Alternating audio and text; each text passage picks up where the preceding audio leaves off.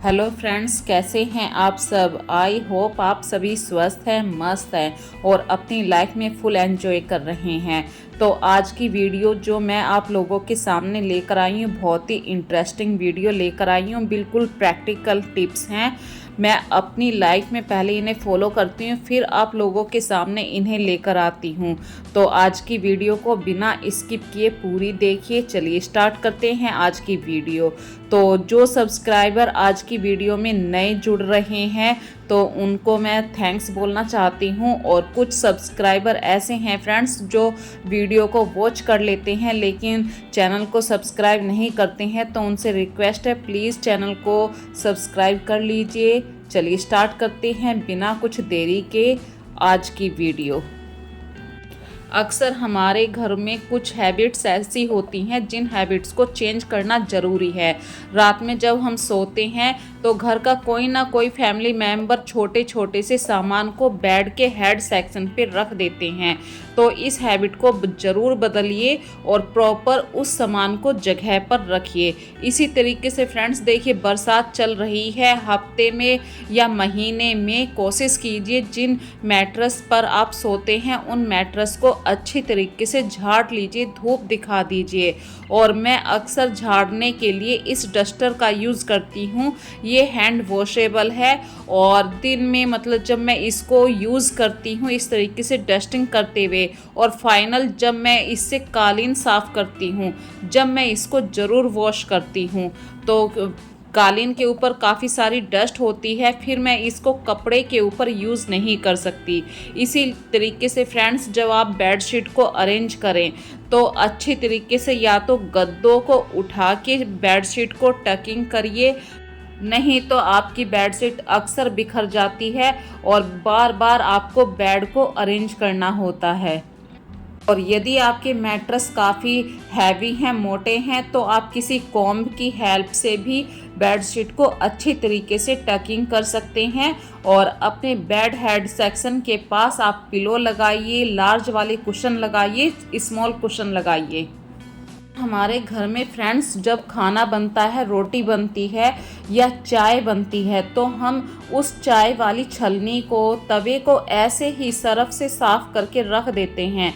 पर 3-4 दिन बाद जब चाय की छलनी पर निशान आ जाते हैं तो वो बहुत ही ज़्यादा गंदी हो जाती है।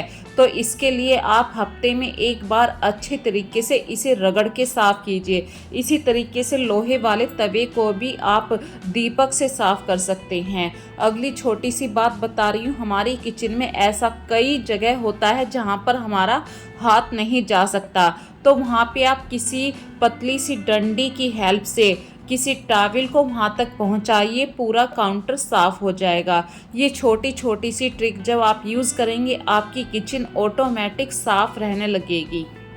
तरीके से जब किचन में काम हो जाए तो किचन वाले टॉवल को, साफ़ करने वाले टॉवल को बाहर बालकनी में ज़रूर सुखाएं, किचन में ना रखें। अगली छोटी सी बात आप लोगों के साथ शेयर कर रही हूँ। मैंने ये ऑनलाइन शॉपिंग करी है, स्टिक वाली क्लिप मंगाई हैं। ना तो अब कील ठोकने का झंझट है और हमारे घर में हमें कई जगह कुछ ना कुछ सामान टांगने की ज़रूरत पड़ जाती है, हर जगह हम कील नहीं ठोक सकते।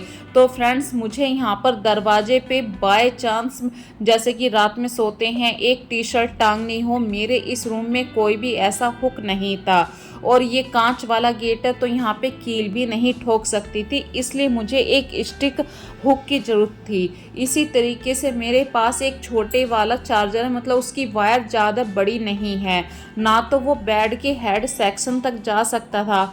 अब मुझे चार्ज करने के लिए जब इस ब्लूटूथ को चार्ज करना पड़ता था या तो ऐसी जगह ढूंढनी पड़ती थी जैसे टीवी के पास रैक हो, तो वहाँ पर जाना पड़ता था। इसके लिए मैंने ये स्टिक वाला हुक बिल्कुल बोर्ड के पास वहीं पर चिपका दिया।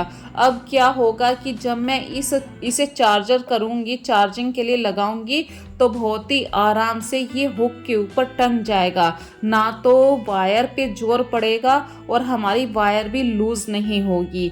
तो ये स्टिक वाले हुक भी बहुत काम के हैं। अगली छोटी सी बात आप लोगों के साथ शेयर कर रही हूँ। सबसे ज़्यादा जो हमारे घर में क्लटर होता है वो बच्चों के पेन पेंसिल वाले बॉक्स से होता है। हमारे घर में जब बच्चे स्टडी करते हैं, बच्चे जो यूज़ करते हैं हाइलाइटर पेन होता है, रिफिल वाले पेन होते हैं, थोड़ी सी इंक बचती है और ऐसे ही वो पेन पड़े रहते हैं। तो टाइम टू टाइम इन चीज़ों को चेक करते रहिए और डिसिप्लिन में इन्हें लगाइए। जो भी क्लैटर है यहाँ से निकालिए। इससे क्या होगा, बच्चों की जो स्टडी टेबल है वो भी साफ़ रहने लगेगी, क्योंकि अक्सर हमारे बच्चे स्टडी तो कर लेते हैं लेकिन उन चीज़ों को क्लीन नहीं किया करते हैं। इसी तरीके से फ्रेंड्स, स्टडी टेबल तो देखिए मेरी साफ़ होगी, लेकिन बेड के पास ही मैंने एक साइड टेबल लगा रखी है। यहाँ पर अक्सर बच्चे लैपटॉप को चार्जिंग के लिए लगा देते हैं, बहुत ही इजी पड़ता है यहाँ पे, या फ़ोन को चार्जिंग के लिए लगाना होता है तो टेबल के ऊपर आराम से रख देते हैं। लेकिन ये जो वायर होते हैं ये इतनी बुरी तरीके से फैल जाते हैं, तो इसके लिए मैंने एक हाथ से बनाया हुआ ऑर्गेनाइज़र भी रखा हुआ है, लेकिन बच्चे फिर भी वो वायर खोल देते हैं। तो इसके लिए आपके घर में जो आपके टूटे हुए क्लैचर होते हैं, उन क्लैचर की हेल्प से आप इस वायर को फोल्ड करके रख सकते हैं और जब भी बच्चों को यूज़ करना होगा आराम से खोल के यूज़ कर सकते हैं। इसी तरीके से हमारे घर में जो सेप्टिक पिन होती हैं वो भी बहुत फ़ायदे वाली होती हैं, कभी कभी कुछ हैक काम आ जाते हैं। ये देखिए, एक वायर थी जिसके अंदर ऑलरेडी एक पिन आया था हुक करने के लिए, पर कुछ ऐसी लीड होती हैं जिनके अंदर कोई पिन नहीं आती उन्हें बाइंड करने के लिए। तो मैंने यहाँ पे एक छोटा सा जुगाड़ करा है, जो सेप्टिक पिन होती है उससे इस सारी वायर को होल्ड किया है। तो ये ट्रिक आप लोगों को कैसी लगी मुझे कमेंट सेक्शन में ज़रूर बताना। तो अपने वायर को कैसे आप होल्ड करके रख सकते हैं ताकि पूरी टेबल साफ रहे, क्लैटर ना दिखाई दे। ये छोटी छोटी बातों से देखिए हमारी टेबल कितनी साफ हो गई है, नहीं तो अदरवाइज़ ये सारे वायर इस तरीके से फैले थे कि जैसे यहाँ पे मकड़ी का जाल हो। इसी तरीके से फ्रेंड्स, हम अपने ड्राइंग रूम को जब साफ़ करते हैं और हम सोफ़े पर जब बैठा करते हैं तो सोफ़े का बहुत सारा भाग नीचे गिराता है, मतलब खिसक जाता है। जो हमारा कपड़ा है, मतलब सोफ़े का कवर है, उसकी बात कर रही हूँ। तो इसके लिए एक छोटी सी ट्रिक बता रही हूँ। दीवार के और सोफ़े के बीच में आप कोई हैंकी लगा दीजिए। इस तरीके से जब भी आप बैठेंगे तो वो हमारा जो कवर है वो नहीं खिसकेगा। बरसात के दिनों में यदि आपको लगता है कि ज़्यादा स्मेल हो रही है, सूरज नहीं निकला है, बारिश की स्मेल हो जाती है, तो आप फिनाइल की गोलियों को अपने ड्राइंग रूम में काफ़ी जगह डाल सकते हैं, जैसे कि सेंटर टेबल के ऊपर रख सकते हैं, सोफ़े की बैक होती है वहाँ पर रख सकते हैं। क्यों सोफ़े की बैक पर रखने से दो फ़ायदे होते हैं। अक्सर सोफ़े की बैक जो होती है वो दीवार से सटी हुई होती है, वहाँ पे छिपकली भी आ जाती है, तो फिनाइल की गंध से छिपकली भी नहीं आती है। और कालीन को आप डेली उठाकर साफ़ नहीं कर सकते हैं तो कुछ ना कुछ ऐसे डस्टर का यूज़ कीजिए ताकि आप डेली उस डस्टर से अपने कालीन को साफ़ कर सकें।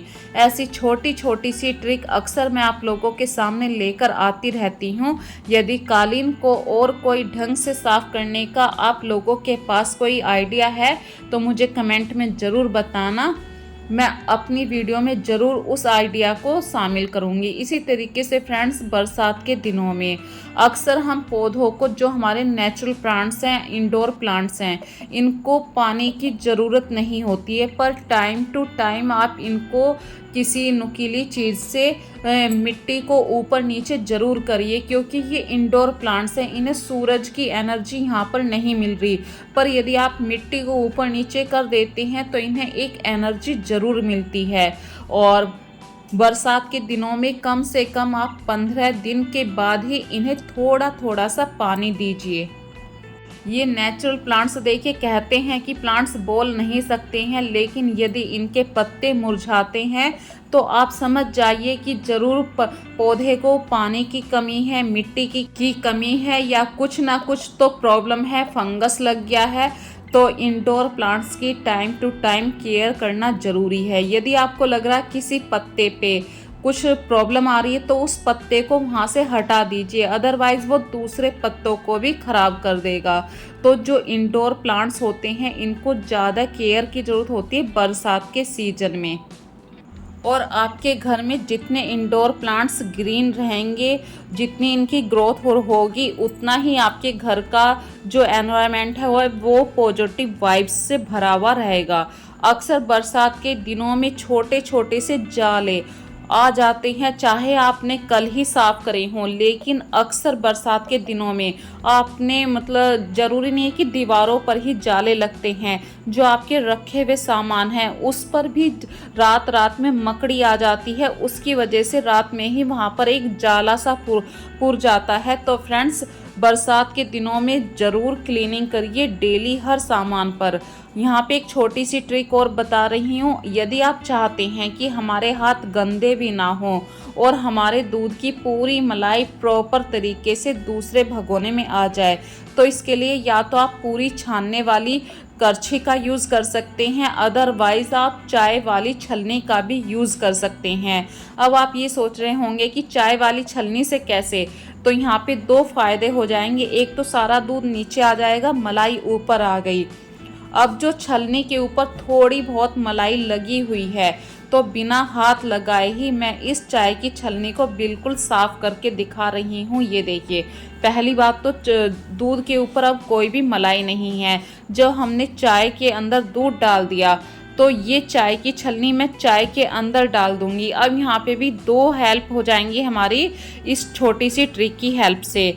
चाय उबलकर बाहर नहीं आएगी यदि हमने चाय की छलनी को भगोने के अंदर डाल रखा है। दूसरी बात है कि जिस छलनी से अभी हमने मलाई को अलग किया था, जो मलाई हमारी छलनी के ऊपर आ गई थी, वो मलाई अब हमारी चाय के अंदर आ गई है। कोई वेस्ट नहीं हुआ, हमारे हाथ खराब नहीं हुए और हमने एक बहुत ही बढ़िया कड़क चाय का एंजॉय किया है। कभी कभी अपने आप को रिलैक्स करने के लिए फ्रेंड्स, फ्री अपने माइंड को मतलब थोड़ा सा रिचार्ज करने के लिए काम की जल्दबाजी ना करिए, रिलैक्स होके चाय का एंजॉय भी लेना ज़रूरी है। इसी तरीके से जब हमारे घर में कद्दू की सब्ज़ी बनती है, उसे इंटरेस्टिंग बनाने के लिए उसमें किशमिश डाल दीजिए, आपके बच्चे शौक़ से खाएंगे। तो आज की वीडियो फ्रेंड्स आप लोगों को कैसी लगी मुझे ज़रूर बताना। फिर मिलेंगे एक नई वीडियो में, तब तक के लिए अपना ध्यान रखिए। So take care friends.